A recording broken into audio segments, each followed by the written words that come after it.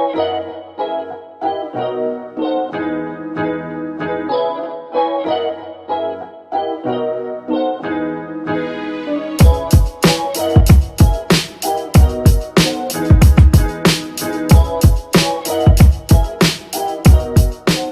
notre niveau, au niveau de l'expérience mobilité, on se retrouve avec des problématiques qu'ont des mastodontes comme Google.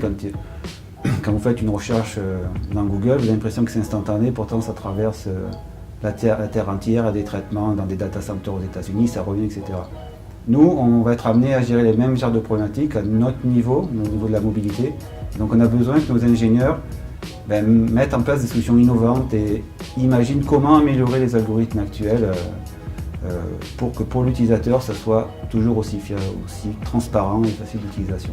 Ce qui est simple pour l'utilisateur est très souvent complexe pour ceux qui le fabriquent.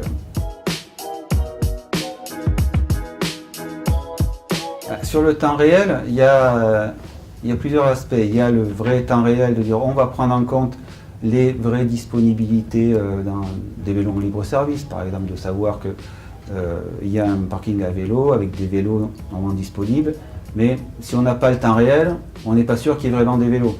Donc là, avec le temps réel, on a la possibilité d'assurer qu'il y ait des vélos disponibles et donc de l'inclure dans le parcours. De même pour les parkings, si on fait un parcours voiture plus transport en commun, il faut bien laisser sa voiture quelque part, on ne va pas la mettre en vrac sur le trottoir, enfin on peut le faire, mais c'est déconseillé. Mais donc il vaut mieux trouver une place de parking. Et donc là, si on n'a pas les informations en temps réel pour dire il y a du parking disponible, on ne pourra pas l'inclure dans le parcours multimodal.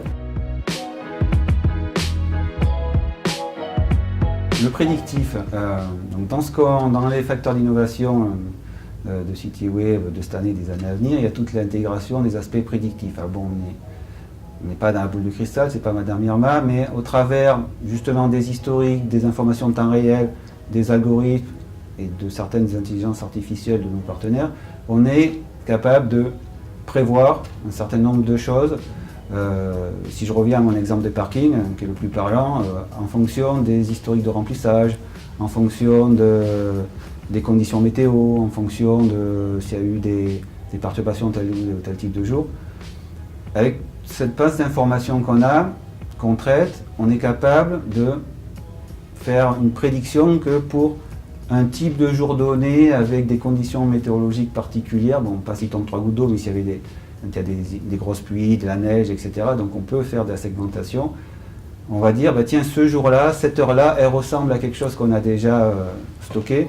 Donc on peut partir du principe que le résultat de mobilité sera équivalent ou que les nombres de places de parking, globalement, devraient être la même chose. Je dirais pas dernier rêve les plus fous, mais les sujets sur lesquels on travaille, et là, même si le terme est un peu galvaudé, l'intelligence artificielle va faire partie de tout ça.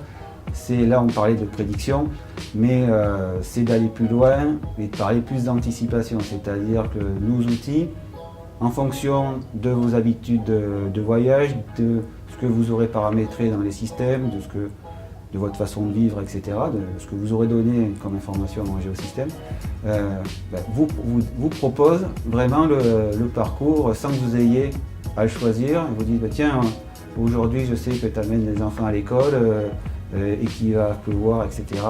Je te conseille de prendre tel moyen de transport, puis tel autre, sans que vous ayez la démarche de dire, tiens, je vais faire plutôt tel trajet ou tel trajet. Voilà ce qui devrait arriver dans quelques années.